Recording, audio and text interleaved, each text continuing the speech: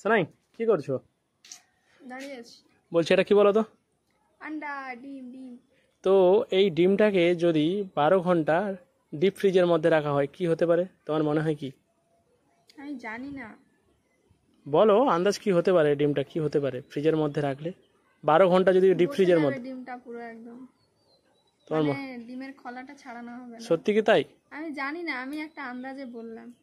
তো চলো দেখা যাক চলো। ডিপ তুমি ফ্রিজে। জানো কি হবে? আমার তো জানা নেই বলেই আমি ভাবছি এক্সপেরিমেন্টটা করব, তাই ভাবলাম তুমি যদি কখনো করে থাকো বা জেনে থাকো তাই তো। আমি করিনি আগে, চলো তাহলে করা যাক। চলো ডিপ ফ্রিজে ফ্রিজের মধ্যে এটাকে 12 ঘন্টা রাখবো, 12 ঘন্টা পর আবার তোমাদেরকে দেখাবো কি হয়েছে এটা। চলো চলো।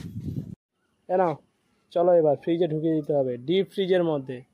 চলো চলো নাও শোনাই। রেখে দিচ্ছি। হ্যাঁ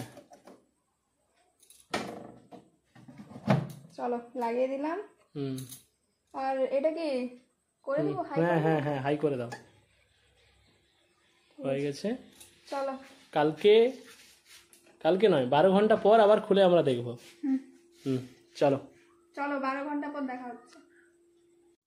তো গাইস দেখো, ডিমটাকে ডিপ ফ্রিজ থেকে এক্ষুনি বের করে এনেছি। বিশাল ঠান্ডা, নিতে পারছি না হাতে।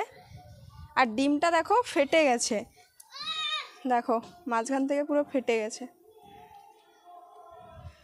আর আমি বলেছিলাম যে এটাকে 12 ঘন্টা রাখবো, কিন্তু বাড়িতে একটু কাজ ছিল তাই জন্য দেখাতে পারিনি। এটাকে আমি 24 ঘন্টা পর বের করেছি। তো এটা দেখবো এখন এর অবস্থা কি।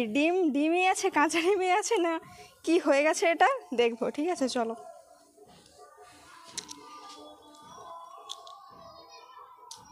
ও ভাই, এটা কি?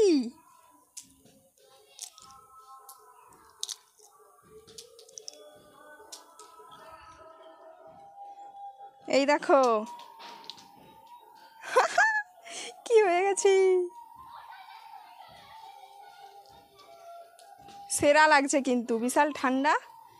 ডিমটা পুরো একদম জমে গেছে। দাঁড়া, ডিমটা গলে যাচ্ছে,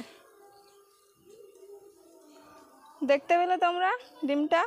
এই যে দেখো পুরো জমে বরফ হয়ে গেছে। 24 ঘন্টা রেখেছিলাম ডিপ ফ্রিজে, তো তোমরা দেখতেই পেলে 24 ঘন্টা ডিম ডিপ ফ্রিজের মধ্যে রাখলে কি হয়।